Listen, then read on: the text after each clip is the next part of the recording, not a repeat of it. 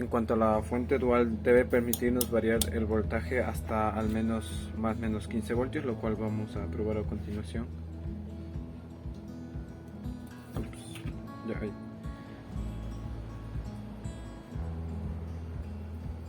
Correcto. Y en cuanto al voltaje negativo, también podemos ver que si llega al menos a 15 voltios. Para verificar si la corriente nos está limitando hasta al menos 3 amperios,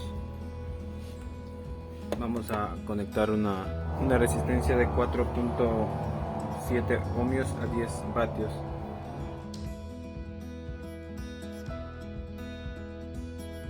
Bien, si unimos el circuito vemos que nos da una corriente de 1.45 amperios. Y para también verificar con otra carga, podemos conectar estas tres resistencias de 0.22 ohmios.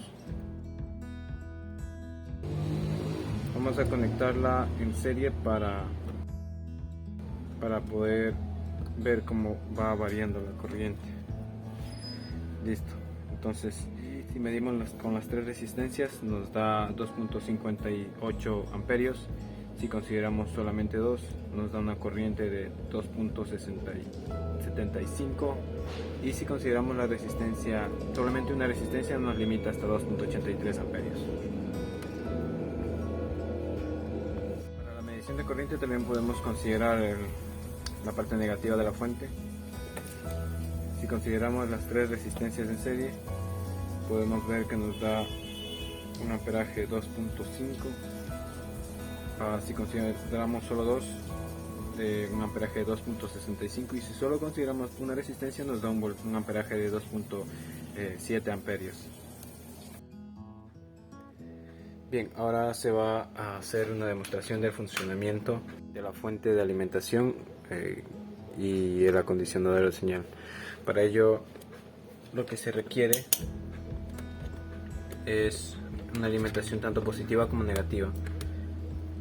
Y para la alimentación o la polarización de los op-amp, para ello vamos a configurar un voltaje de menos VCC. En este caso sería de menos 15 voltios. Acá. De VCC a 15 voltios.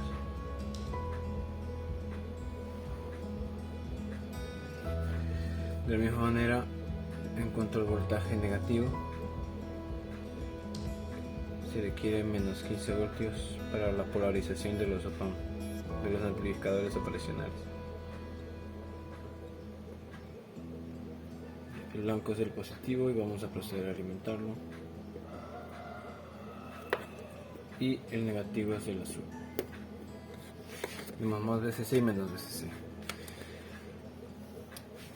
Se ha considerado que el sensor va a dar un voltaje de 5 voltios, y entonces para ello se requiere a la entrada un voltaje de 0 a 5 voltios. Entonces lo que haremos es con este potenciómetro obtener un voltaje de 5 voltios, y mediante un amplificador en configuración seguidor aislarlo para que no afecte en la regulación, en este caso del voltaje del sensor. Ahí se tiene un voltaje de 5 voltios. Para el acondicionamiento de señal se necesitaba un voltaje de 2 voltios, que también va a ser configurado aquí. Ya. Entonces tenemos 5 voltios en la entrada,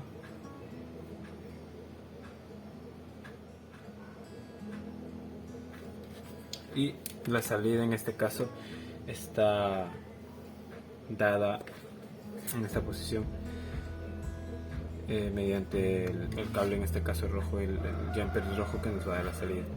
Entonces, si yo voy a un voltaje de 0 voltios, debería entregarme un voltaje de menos 12, que lo podemos ver.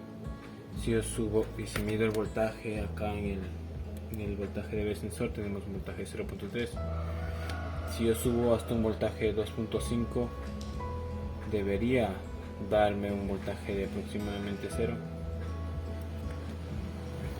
más o menos 5, y tenemos 0.13, tenemos que ajustarlo y más o menos por ahí es.